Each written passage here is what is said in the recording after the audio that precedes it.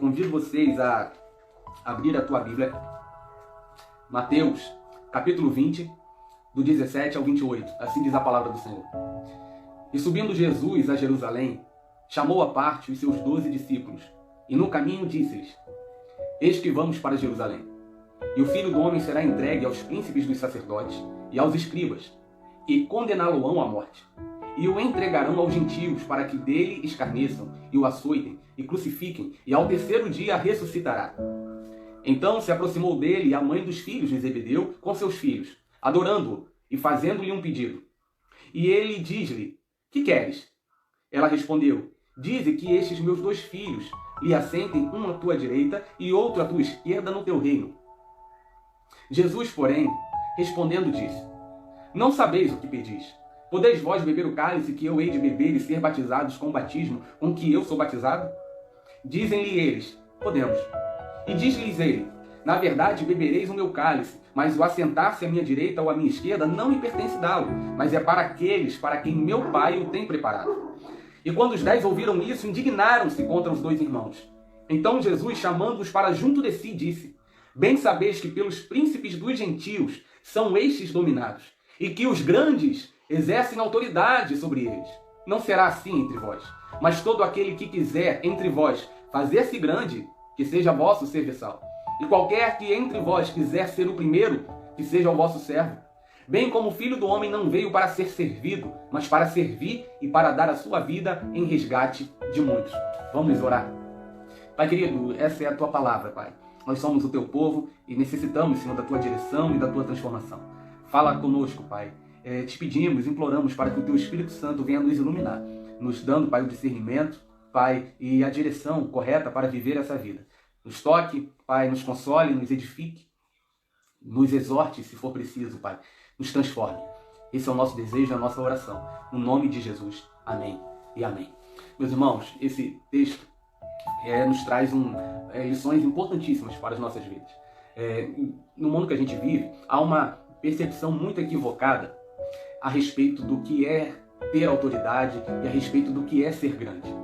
O mundo vai nos dizer, vai colocar na nossa mente que a grandeza de uma pessoa, a honra de uma pessoa, está totalmente relacionada ao poder que ela tem, à sua autoridade, à sua influência. Nós percebemos isso quando, por exemplo, refletimos sobre o mundo digital. Olhamos no nosso Instagram, por exemplo, e percebemos que os influenciadores, os grandes, os poderosos, as autoridades são aqueles que têm um grande número de seguidores. Para o reino de Deus, a autoridade e a honra não está muito vinculada a números, a poder. Não é isso.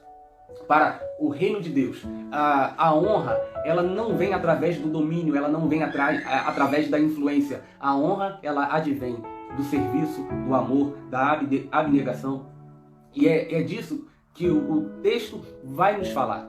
O texto vai nos falar sobre o pedido de uma mãe. Na verdade, uma mãe estava representando seus filhos e uma mãe vem pedir para Jesus que ele coloque os seus filhos em posição de honra no seu reino. Antes de entrar diretamente na palavra, deixa eu refletir com vocês sobre o contexto. Jesus ele está subindo para Jerusalém. Em Mateus, essa é uma das últimas cenas antes da entrada triunfal de Jesus em Jerusalém. O que acontece em Jerusalém? Você vai saber. Ele vai ser condenado, ele vai ser entregue aos judeus, ele vai ser entregue aos romanos, ele vai ser espancado, ele vai ser crucificado. Tudo isso vai acontecer em Jerusalém. E subindo para Jerusalém, Jesus ele inicia no versículo 17 do capítulo 20 a detalhar esses acontecimentos. Ele está indo em direção a Jerusalém e ele já está abordando, esclarecendo o que iria acontecer quando lá ele chegasse. Então ele fala, olha só, eu serei entregue, eu serei condenado, eu serei zombado, eu serei açoitado, espancado. Lá em Jerusalém eu serei crucificado e também ressuscitarei ao terceiro dia. Jesus nada mais, nada menos está pontuando e detalhando todos os próximos acontecimentos que irão suceder, desde a sua condenação até a sua ressurreição.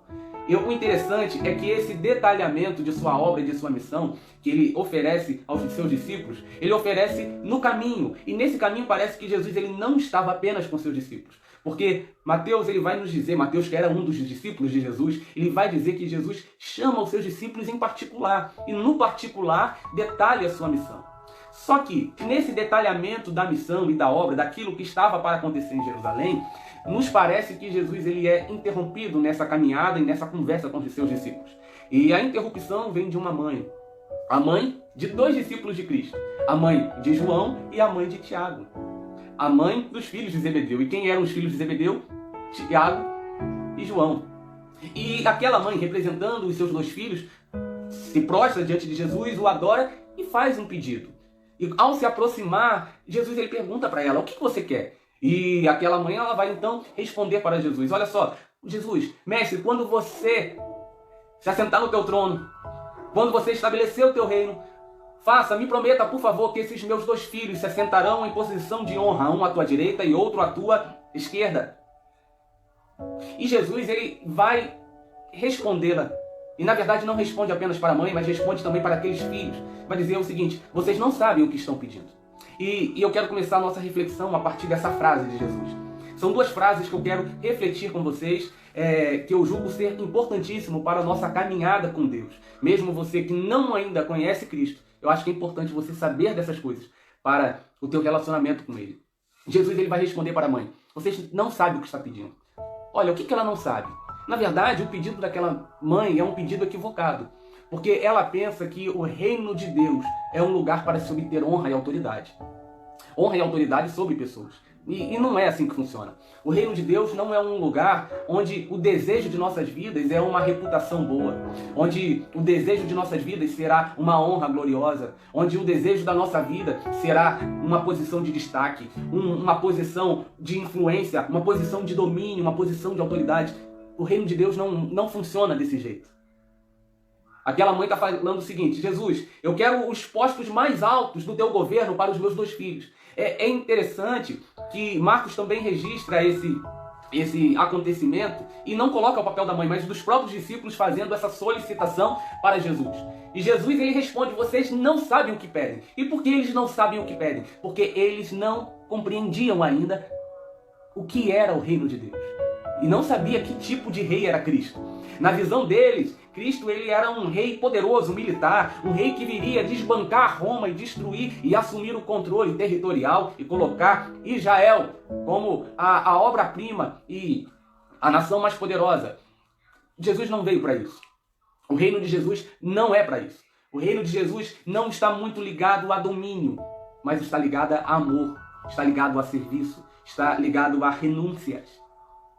É interessante que esse desejo por lugares de honra no reino de Deus, vinda dos próprios discípulos, gera uma indignação da parte de outros discípulos.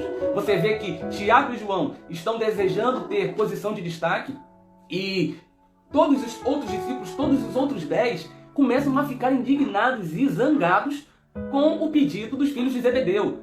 É interessante refletirmos sobre isso, por quê? Porque se os discípulos de Cristo encararem no reino de Deus como um lugar para assumir posição de honra, posição de autoridade, de domínio, de influência, e apenas isso, haverá guerras no meio do povo de Deus. É notório e é a realidade que se apresenta a nós é exatamente essa, às vezes até no próprio contexto brasileiro, no contexto que nós vivemos. Quantas guerras entre denominações, quantas guerras entre pessoas que servem a Cristo, quantas guerras, quantas disputas, quantas rinchas e rinhas acontecem. Por quê? Porque um quer ser maior que o outro, porque um quer ser mais poderoso que o outro, porque um quer ser mais influente, quer ter um nome mais conhecido que o outro. Esse desejo exacerbado pela honra, pela autoridade no reino de Deus não é o que Deus ele reservou para nós. Não é. É importante refletirmos que Jesus ele vai respondendo aos seus discípulos da seguinte maneira: vocês não sabem o que estão pedindo. Há um cálice reservado para mim, ou seja, a ira de Deus sobre o pecado recairá sobre mim, eu serei imerso, batizado através da morte, através da ressurreição. Jesus nessas figuras do cálice, do batismo, ele está simbolizando aqui a tua morte, o teu sacrifício, a sua substituição por nós. Ele está dizendo, olha só, enquanto vocês, meus discípulos, estão tão preocupados em assumir posição de honra no meu reino, vocês não estão compreendendo o que é me servir e o que é me seguir. O caminho proposto aos discípulos de Cristo é um caminho de sofrimento, é um caminho de luta, é um caminho de renúncia, é um caminho de amor. de abrir mão pelo próximo, é um caminho de ajudar o próximo, é um caminho de ser luz para as nações. Pensamos às vezes, e podemos estar muito equivocados, se olhamos para o reino de Cristo e desejamos ser exaltados, desejamos ser reconhecidos, desejamos ser poderosos aqui. Não é o caminho que Deus tem para nós, não é o projeto que Deus tem para nós. O caminho de Cristo é um caminho que se identifica com Ele. Eu reflito sobre também o que diz o versículo 26. Ao ver a indignação e a disputa, o desentendimento que começou a ter entre os próprios discípulos, Jesus, parece que ele aparta aquela disputa e chama os seus discípulos de volta para si. E diz o seguinte, olha só, vocês olham os governantes e eles governam através da autoridade, do poder, da tirania, eles governam a partir disso. Mas não será assim entre vocês. Entre vocês não deve haver disputa. Entre os discípulos de Cristo não pode haver disputa, não pode haver luta, não pode haver desentendimentos, não pode haver competição entre vocês. Jesus está dizendo, olha, esse desejo que há dentro do meu povo, de uma pessoa ser maior que a outra, de uma pessoa se considerar superior à outra, não pode existir. Por quê? Porque é assim que funcionam na terra daqueles que não conhecem a Deus. Mas aqui, em vocês que servem a Deus, vocês que estão tendo relacionamento com Cristo, a grandeza não é medida pela autoridade, mas é medida pelo amor, pelo serviço. Não é o quanto de influência você exerce que vai dizer a respeito do teu valor e da tua grandeza, mas é através do quanto amor flui de você, do quanto você está disposto a servir, a abrir mão de si mesmo em favor do outro. A sociedade, o mundo, as mídias digitais colocam sempre na nossa mente esse desejo em ser grande, em assumir posição de destaque, em ser poderoso, em ser influente e coloca esse peso sobre nós. Olha só, você precisa ser alguém capaz de exercer influência nas outras pessoas através da autoridade, através do domínio. E Jesus, ele nos apresenta uma proposta completamente diferente. Ele vai dizer, olha só, quem não conhece a Deus, enxerga a grandeza de alguém através do poder que ela exerce. Mas a grandeza de quem me conhece está vinculada ao amor e ao serviço. É através do servir ao próximo, do ajudar ao próximo, do se importar com o próximo que a grandeza de alguém é revelada. Talvez, por muito tempo, a gente tenha perdido de vista isso. E quando a gente perde de vista que a grandeza de um cidadão do reino está no amor e no serviço, desentendimentos que às vezes provocam em nós angústias profundas. Um falso entendimento do que é ser grande no reino de Deus provoca muita angústia e que beira até mesmo a depressão. Por quê? Porque competições que acontecem dentro do reino de Deus revelam apenas uma coisa: incompreensão de quem Jesus é e incompreensão da sua obra.